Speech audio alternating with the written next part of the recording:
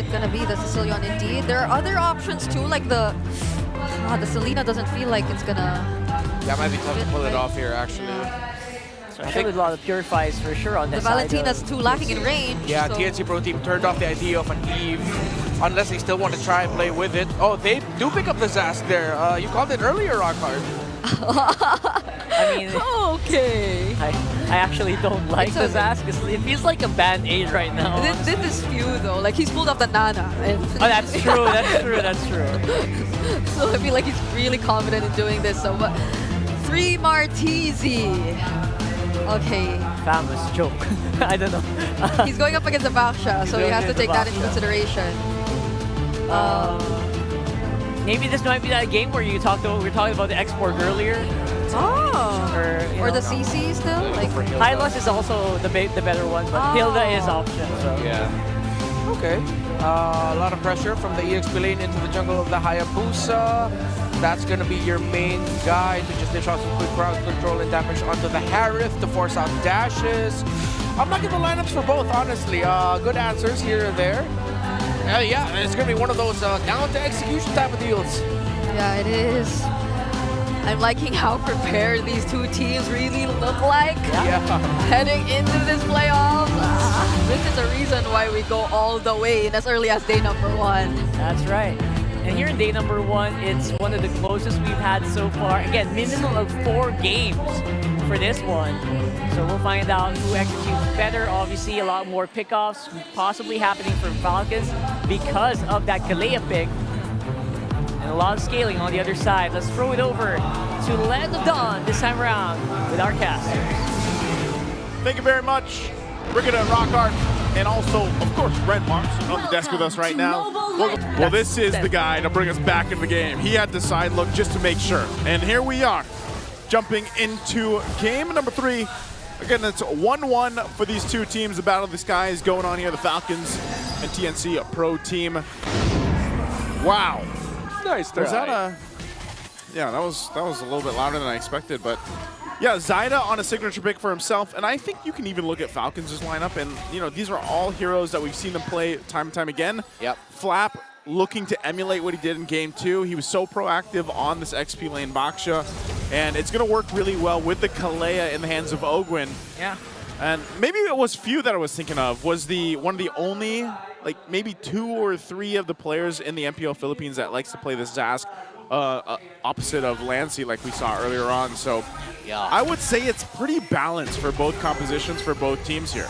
Yeah, before this playoffs, played it once and got a win with it. Don't recall exactly when, but it's in the numbers here that, yeah, he did play it once. Oh, 3 Mar. Oh, we shadow kill onto 3 Martisi paired up with a Shield Unity as Kyle Teasy picks up the first blood. Missed time there, spent a little bit too long, wasn't able to flicker out to safety, and he gives a kill early on. Not good, especially you're going up against a Baksha who will love that because that gives him so much room to just be more of a nuisance in the map. And that's the duel between these two in the EXP lane, who has the more map presence. Yeah, more map presence. That's kind of been the story though, right? Of just maybe XP lane in general, the way that it's been developing in the meta. Yeah. You know, I feel like that's been a big thing, and that's why we were saying earlier on, it's kind of like you turn into almost the roamer, or at least kind of like the roamer sidekick, you know, and that's what you're going around doing. But ultimately, I think it's a fun place to be in if you are an XP laner. You can be proactive, or you can also sit in the lane and just focus on that if you want to. We've seen that with some of the heroes that popped up. Oh, Benny Cutie. Oh, Marco. He's not level 4 yet. Oh, we can shadow kill onto Benny Cutie. Fortunately for Benny, there were minions, but still, the damage from Super Marco was more than enough as TNC tries to work on the turtle. Ogwin jumps in as well as Baptisi, and they get down Zaida. Lancy with a Crimson Beacon out. And still, Lancy will secure the turtle, but Yaoi AOG casted it right on time. One more hit away, and Yaoi escapes. Okay, he's not going. Yeah, that's a massive consolation prize. Oh, in the middle, Lancy in trouble. Okay, Lancy pops his Purified, though, and pew, pew, pew, with a Nightmaric Spawn brings him down. That was so cool from Kyle. He like literally like, it was almost like if he could walk away, you know, but he like shadowed away, and he's like, yeah, Fuse got it. Yeah, it's good. My captain's got him. 5-0 start for Falcons, 3 minutes in, a 2,100 gold lead. Everything has fallen the point for TNC Pro Team in the early game here. First 3 Martisi getting that kill up top, getting picked off by KyleTzy and Flap, and then everything going wrong with the turtle. Except, again, a great consolation prize in the fact that Lancy was the one able to secure that turtle. It minimizes the lead that Falcons could have gotten at this point, but they definitely still are in control and have the lead. Yeah, they'll work around this. TNC might have to do something about it too, and you know, really when you think about it, okay, what can they do? Well, Bennycutie, he went down earlier on, so he's not going to have that easy start on this 1-1. So he can continue to farm up and hope that, you know, he's able to go ahead and capitalize on the 1-1 kit, especially with the Crossbow of Tang. You can almost do the same thing, I guess, if you mention with this the Ling instead of the Hayabusa that they had back in game 1. Yeah. But then that's the thing. I feel like Zyda, the pressure is there because you're down already. You know that KyleTzy's got a little bit of that lead. I mean, he did have 2 levels ahead of him. KyleTzy should be hitting that level 9 in just a bit, but really for Zyda, he's got to rely on the team to help support him, grab the buffs, and hopefully secure some of the objectives. It is only 1 turtle in the favor, though, for TNC, and they can continue to build up on that, but they're talking about a 2,000 deficit already in gold. Yeah, and even more pressure for Zyda as they're trying to chase down. FlapTzy looks like they'll be able to secure the kill, but no, it spoke too soon. FlapTzy already forced to use their Revitalize to get away.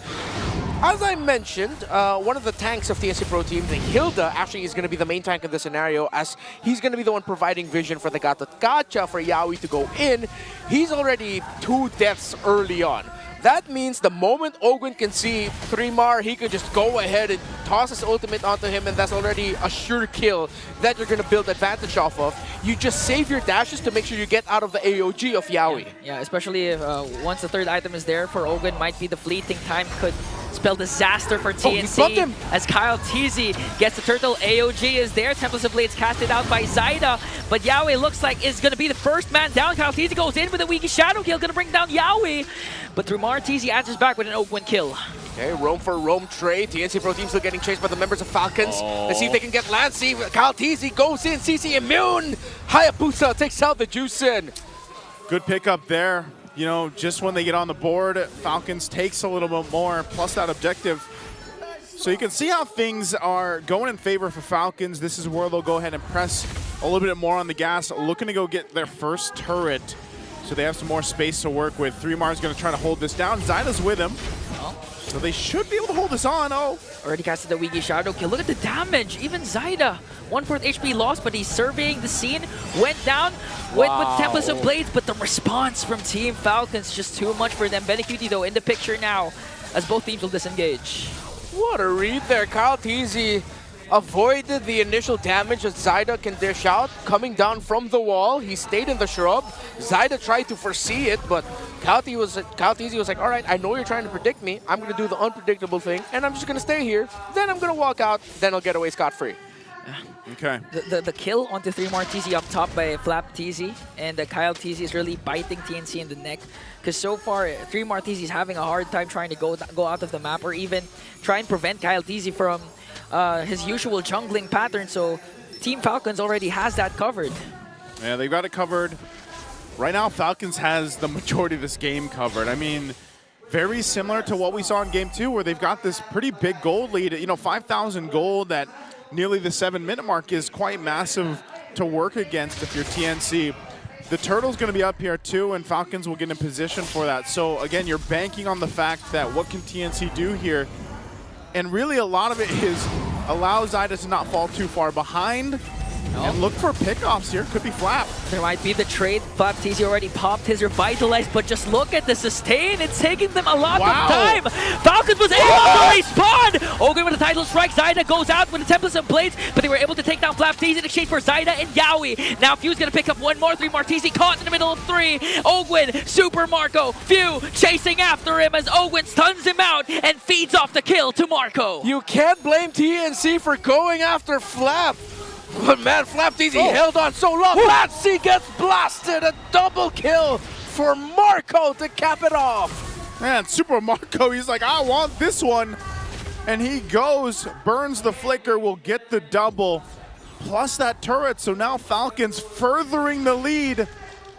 I mean, man, 7.5K ahead at the 8-minute mark. This is not what you want to go against if you're TNC and you're looking at that first Lord in about a minute. The items, I mean, looking at it, they're so far behind in itemization. So this is the green light for Falcons to just take the side of the jungle. Ogwen, another jump in, paired up with a Tsunami Slam, but Yawi counters out with an AOG. Here comes Marco once again. Zaman Force paired up with a Wiki Shadow Kill from Kyle Teasy. A mega kill from Kyle Teasy. It's just violent yet again. Falcons have built up such a massive lead that if TNC Pro Team initiates, they will clap back immediately. We talked about this being an execution-based thing. Yeah, since Falcons executed the hell out of the early game so much better, they've just ballooned to a 9,000 gold lead, close to 9 minutes in.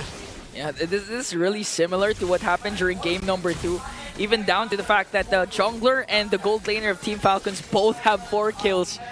There was a stretch in game 2 where they have equal kills, so now Falcons with a strong start again, holding on to a 9.7k gold lead, not giving anything to TNC at this point. Hey man, 10,000 gold. You are as happy as you can be if you're Falcons right now. Leading into this Lord, you know you've got the pretty much automatic secure on this, because TNC would be kind of crazy to even try to contest it, especially with a Ling. You know you got to go ahead and just plant Zyda on the opposite side of the map and just try to farm up, get some pressure somewhere, because you're not fighting Falcons. You're not even going for it, so you might as well just prep up for the defense. Now the problem with that is because of this lineup the Falcons have, it might be a similar cause where this first Lord is a game-winning push, just because of how far ahead they are, and the fact that, again, Ogwen on the Kalea can just jump on in, force something, at least a response, and there's only one Purify over there from Lancy. Yeah, not to mention 2 core items only for Benecutie. The Corrosion Scythe is also there for him, so in terms of damage output, it's going to take a lot for TNC to just burst down. Even Flapteasy, like we witnessed a couple of minutes ago. Yeah, I think at this point they need to come up with a new boxer skin. It's just he's carrying like weight plates. That'll be really cool.